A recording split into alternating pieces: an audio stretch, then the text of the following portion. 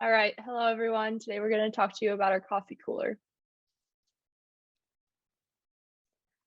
So on the agenda, we have the customer pain points, the introduction of the product, value proposition, prototype testing, and the business model canvas. First, Unette is going to talk about customer pain points.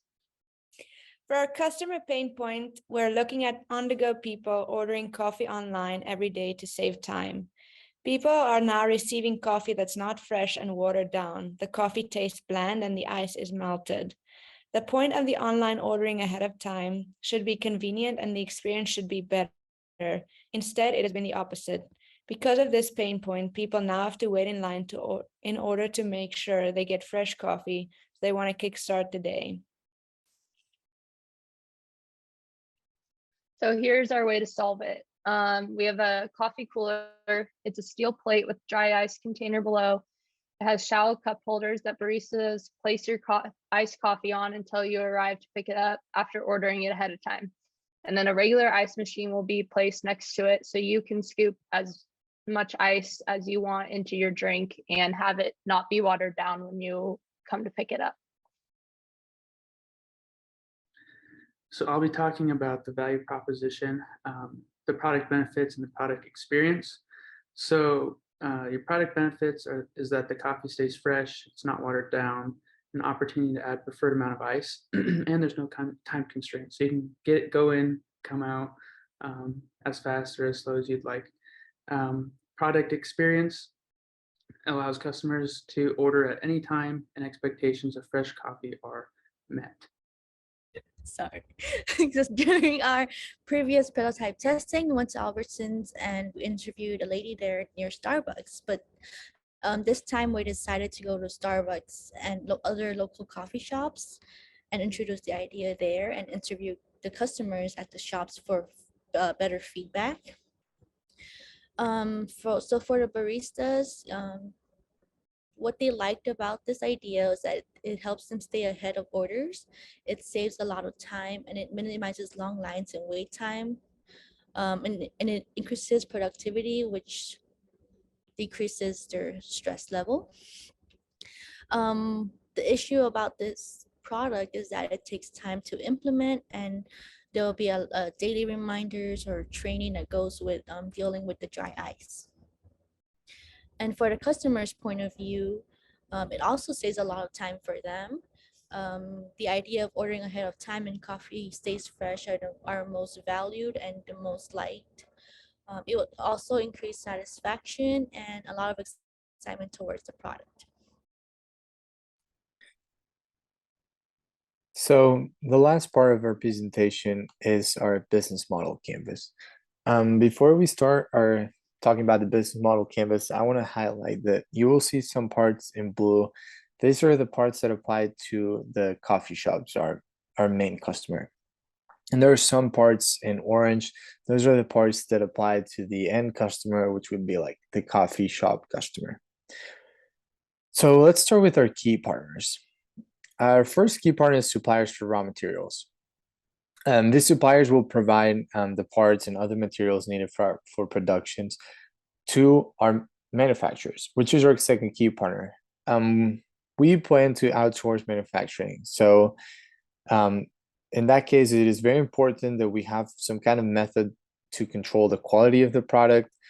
We will also have to be able to enforce our patent in order that so they can't copy us or reveal our secrets to competition. The coffee shops are our third key partner. They are basically the ones that will need to implement the solution we will sell to them, and they need to make sure that their services that they're offering are making use of our machine. And finally, the coffee shop customers, they are the ones that benefit the most. They are the ones that receive the cold coffee that's not watered down. So they are also one of our key partners.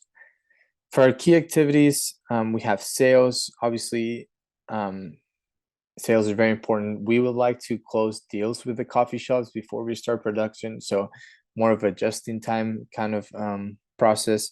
Production in order to create the coffee coolers. Compliance. Since our product uses dry ice, it is important that we comply with the material disposal and regulations like that. And finally, marketing, communicate our solution effectively. I think it's very key that we communicate our pain point correctly when we're pitching our product to potential customers, and then being able to have good channels of communication. Key resources, so we have our production workers, which again, they're outsourced. Our designers, those would be 1 or 2 internal designers that would design the initial product and then would coordinate with the manufacturers to make sure the design is technically feasible. Administrative staff, that's stuff such as salespeople, things for like billing, sales, and stuff like that. Cash will be really important to get the project started. We would need to secure funding, probably from venture capital, or even get some debt from banks. And finally, patent. The very first step will be to secure a patent when we have a design, in order to make sure that no one is copying us and that our invention is protected. Now let's move into the revenue part of the business canvas. And here we can see the colors we talked about a lot more. So blue, again, coffee shops, orange, and customer. So for the value props, we've been talking about this throughout the presentation now and then.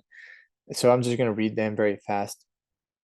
For the coffee shops, we have the advantage that they would differentiate from other coffee shops, basically by providing better iced coffee. It would be quicker for the barista, since they wouldn't have to add the ice when they serve it. For the end customer, the coffee would be cold but not watered down. We would provide them with a better experience, start the day better for them. And no more waiting. They can have the iced coffee. They can pre-order the iced coffee without the risk of finding that it's watered down. Customer relationships. We have 3 for the coffee shops.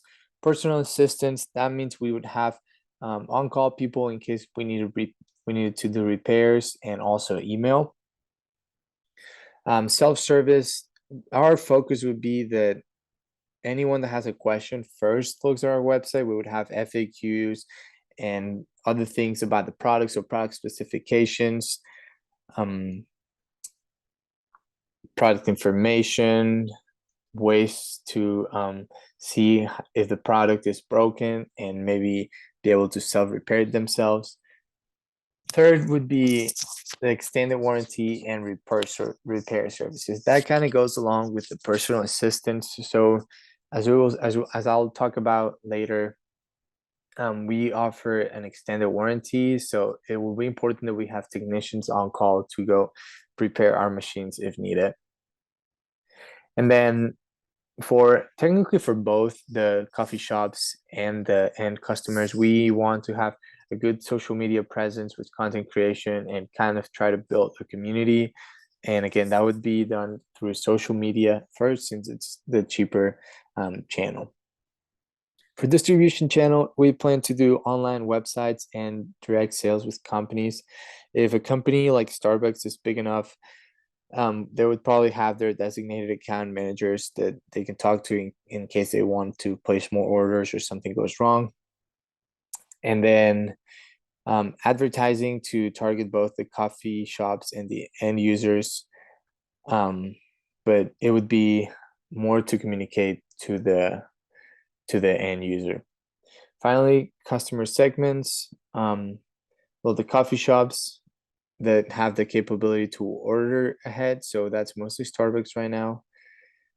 It would be most effective in cities for those kind of coffee shops. And then for the end customer, we would definitely target heavy coffee drinkers, people that go in the morning.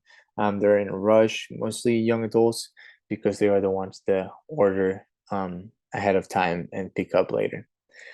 For the revenue streams, it would be the price of the coffee cooler, just basically selling the coffee cooler. And the secondary revenue stream would be the extended warranty that I was talking about. So our product would come with a 2-year warranty.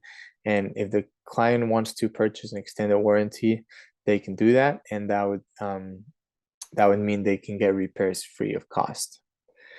So this is our business model canvas for our coffee cooler that we've been developing during these 7 weeks.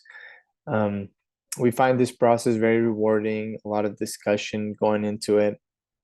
And even though it is not necessarily a project we will pursue in the future, it has given us the tools if we ever come up with a product and to be able to know how to approach it, not skip any steps to make sure that the product is successful. And if we find out that it's not, that we can react on time before we're too deep into big investments and things like that.